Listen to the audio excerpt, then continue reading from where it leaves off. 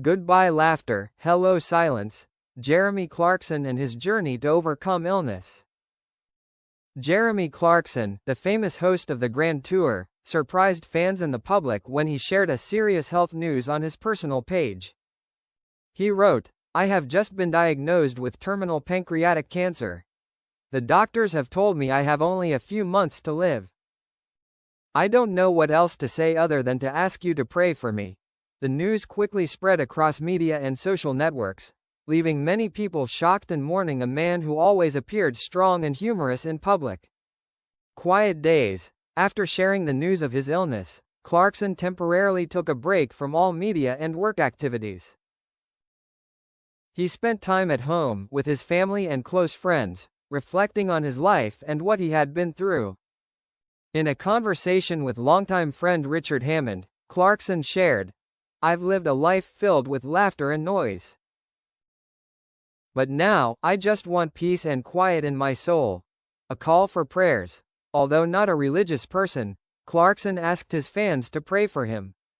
He wrote on his personal page, "I don't know what will happen to me in the coming months. But I believe that the power of love and care can help me overcome any difficulties. If you can, please take a moment to pray for me." The call has received enthusiastic support from fans around the world.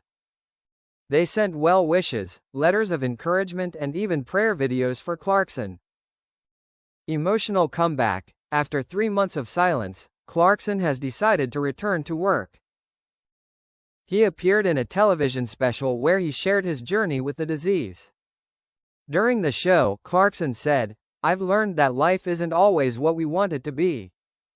But it's important to appreciate what we have and live each day to the fullest."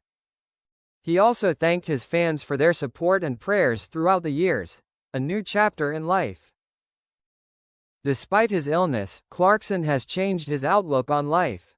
He has started participating in charity work, helping the less fortunate, and sharing his story to inspire others. He shared, "I can't change the past, but I can make the present more meaningful. And I hope my story helps someone find faith and hope." Slow down to live. Jeremy Clarkson and the time left. As news of Jeremy Clarkson's illness spread, the British entertainment world seemed to sink.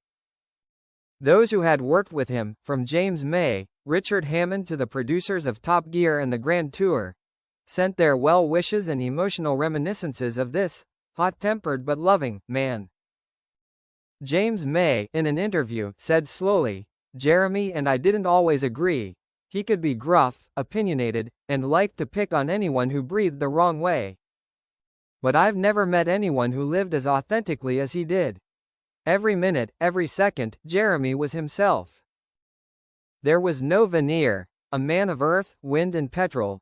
Illness has left Clarkson frail, but he still insists on driving his 1985 Land Rover Defender out into the fields at Diddley Squat Farm every morning, if only to see the sun rise and smell the freshly plowed earth.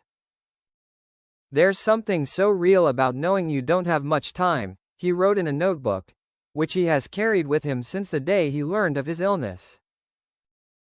Suddenly, you want to smell the yellow mustard flowers blooming in the wind. You want to taste the seared steak again. You want to thank the cow for dinner. You stop shouting at people and start asking, "Are you okay today?" Last words and belated forgiveness. A week before he was admitted to hospital, Clarkson hosted a small party at the farm. No media, no lights, just old friends, a few bottles of scotch, and a plate of seared sausages. Richard Hammond, his close friend who had nearly died in a car accident years earlier, stood up at the party and burst into tears. "I never thanked you for keeping me awake that day," Hammond said. "And now, I wish I could have kept you a little longer." Clarkson smiled, raising his glass. "You kept me, and I'm learning to let go." There was no farewell at the party. There was only acceptance, and a bit of Clarkson-esque banter. "If I die tomorrow, remember that I forbid anyone from playing Coldplay at my funeral, the last ride."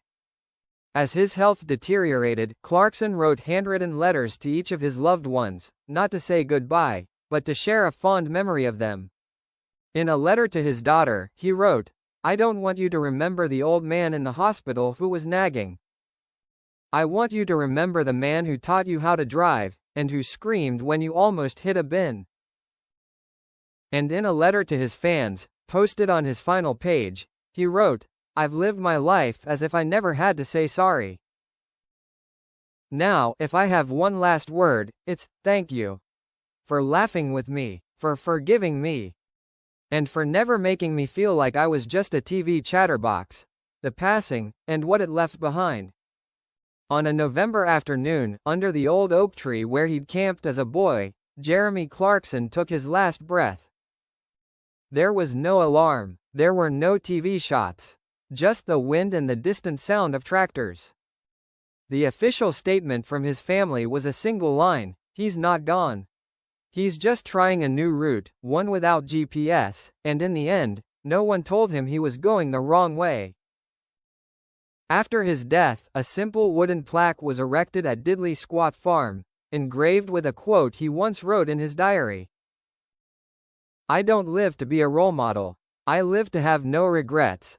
A fund was set up, the Clarkson Foundation, to support young farmers and pancreatic cancer research. In just 2 months, it had raised more than £10 million, much of it from fans around the world. Jeremy Clarkson is not perfect. He talks too much, touches too much, and always does things his way, sometimes right, sometimes wrong. But he lives authentically, and when death comes, he is not afraid. He just smiles, turns around and asks, "Can I still drive faster than the law there?"